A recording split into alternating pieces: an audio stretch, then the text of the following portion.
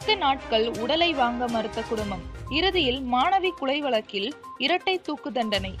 தூத்துக்குடி மாவட்டம் விளாத்திக்குளம் அருகே இருக்கும் வேடநத்தம் கிராமத்தை சேர்ந்த +2 மாணவி கடந்த மார்ச் 10ஆம் தேதி மாலை வீட்டுக்கு அருகே உள்ள காட்டுப்பகுதிக்கு போயிருக்காங்க. அதுக்கு பிறகு வீட்டுக்கு திரும்பாததால் குடும்பத்தினர் தேட ஆரம்பிச்சிருக்காங்க.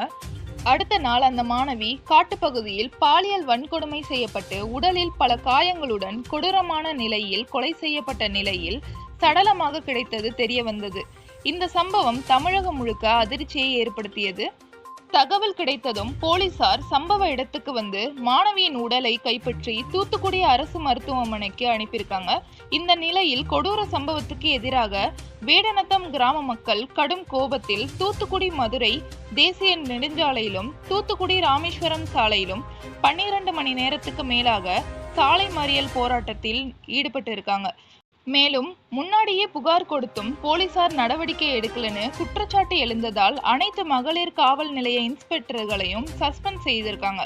இதற்கிடையில் காற்றாலை பகுதியில் இருந்த சிசிடிவி கேமரா காட்சியின் மூலம் சாயல்குடியை சேர்ந்த தர்மமுனீஸ்வரனை போலீசார் மார்ச் 19ஆம் தேதி கைது செய்திருக்காங்க. அடுத்த நாள் அவரை சம்பவ இடத்துக்கு அழைத்து எப்படி கொலை நடந்தது என்று நடித்து காண்பிக்க வைத்து வீடியோ பதிவு செய்திருக்காங்க. குற்றவாளி கைது செய்யப்பட்ட பிறகுதான் மாணவியின் குடும்பத்தினர் 10 நாட்களுக்கு பிறகு மருத்துவமனையில் இருந்து உடலை வாங்கி தகனம் செய்திருக்காங்க. இந்த வழக்கு தூத்துக்குடி போக்சோ நீதிமன்றத்தில் வேகமாக விசாரணை செய்யப்பட்டு அனைத்து சாட்சிகளிடமும் விசாரணை முடிந்த பிறகு இன்று நீதிபதி பிரீதா தீர்ப்பு வழங்கியிருக்காங்க.